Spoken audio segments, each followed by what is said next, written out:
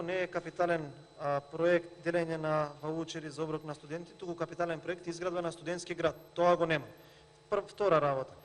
Да, зголемени се средствата за капитални инвестиции, но не е за изградба на капитални проекти, туку за давање на кредити кон предпријатијата, начин на кој што сте откриле некој си модус да го зголемите зголемувањето на капиталните инвестиции.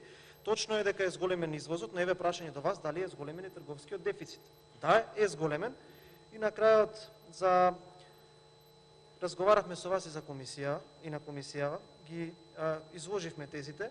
Немојте да браните нешто што не е одбранливо, заради тоа што јавност има формирано мислење за овој ребаланс на буџет, а тоа е дека освен тоа што овие пари ќе завршат таму каде што не треба и каде што завршуваат изминатите 4 години, народот нема да биде никаков бенефит во однос на овие средства. За странските директни инвестиции немам ја што да ви кажам, да не се повикате дека сум субјективен, слободно прочитајте го извештајот на германските инвеститори кои што имаат инвестирано тука, ќе ви стане јасно. Еве ќе сумирање збор катастрофа.